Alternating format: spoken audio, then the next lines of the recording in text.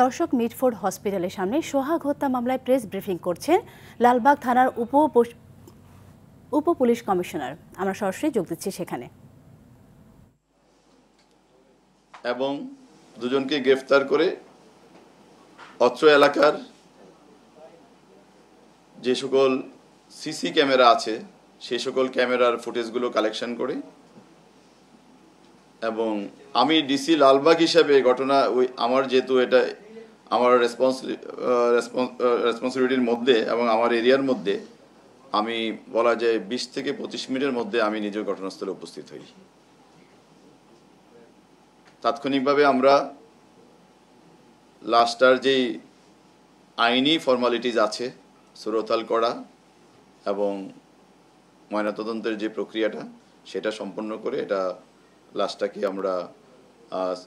Mitford হসপিটালে প্রেরণ করি, এবং আমরা আমাদের পুলিশের বিভিন্ন টিমগুলোকে আমরা ভাগ করে দিয়ে যারা অপরাধের সাথে সম্পৃক্ত তাদের গ্রেফতারের প্রক্রিয়া শুরু করি। আপনাদের জ্ঞাতার্থে একটু বলে রাখা ভালো, এই ঘটনাটার নেপথ্যে অনেক রকম কথাবার্তা আমরা মিডিয়ায় দেখতে পাচ্ছি, তবে একটা আমরা এই পর্যন্ত আমরা যতটুকু পেয়েছি অপরাধীদের সাথে কথা বলে বা এই হত্যাকাণ্ডের সাথে যারা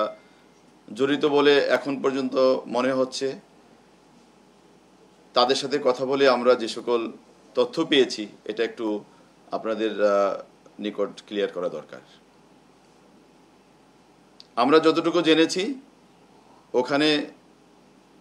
ভাঙ্গারি ব্যবসা, অর্থাৎ আপনারা জানেন বিভিন্ন স্ক্র্যাপ জাতীয় মালামাল ওই এলাকায় এই ব্যবসাটা খুব প্রচলিত, এবং ওখানকারই একটা দোকান আছে, ওই দোকানটাতে কারা ব্যবসা করবে এই ব্যবসাটা নিয়ে একটা দ্বন্দ্ব কাজ করছিল। আমরা এতটুকু জানতে পেরেছি যিনি হত্যাকাণ্ডের শিকার হয়েছেন এবং যাদেরকে ধারণা করা হচ্ছে এই হত্যাকাণ্ডের সাথে জড়িত তারা পরস্পর সম্পর্কিত, এবং ব্যবসাটা তারা একসাথে কিছুদিন করেছে, কিন্তু যখন ব্যবসায়িক লেনদেন নিয়ে একটা দ্বন্দ্ব তৈরি হয় তখনই তারা এই ব্যবসাটাকে আবার নিজেদের মতো করে করার জন্য তার সাথে বিবাদে লিপ্ত হয়, যার বিবাদের ফলশ্রুতিতে এই হত্যাকাণ্ডটি সংঘটিত হয়েছে। এই হত্যাকাণ্ড সংক্রান্তে ঘটনার পরদিন অর্থাৎ 9 তারিখে ঘটনা ঘটেছে। 10 তারিখে যিনি হত্যাকাণ্ডের শিকার হয়েছেন ভিকটিম সোহাগের বোন কোতোয়ালি থানায় বাদী হয়ে একটি মামলা দায়ের করে, যার মামলা নম্বর 7/10 জুলাই, এবং একটা হত্যা মামলা সংক্রান্তে ঘটনা সংক্রান্তে যে সকল ধারা আছে বাংলাদেশ দণ্ডবিধির সেই সকল ধারা অর্থাৎ 302, 34 এই ধারায় এই মামলাটি সংগঠিত হয়েছে বা দায়ের করা হয়েছে। ঘটনা অব্যবহিত পরেই আমরা ঘটনার সাথে সংশ্লিষ্ট সন্দেহে আমরা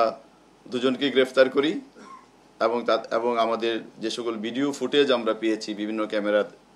থেকে, সিসি ক্যামেরা থেকে, ওগুলো বিশ্লেষণের মাধ্যমে আমরা ঘটনার সাথে যারা সম্পৃক্ত তাদেরকে শনাক্ত করতে সক্ষম হই, এবং এই ঘটনার সাথে সম্পৃক্ত আছে এবং বিভিন্ন ফুটেজে দেখা গেছে ঘটনার সাথে সম্পৃক্ত এরকম 5 জনকে ইতোমধ্যে গ্রেফতার করা হয়েছে।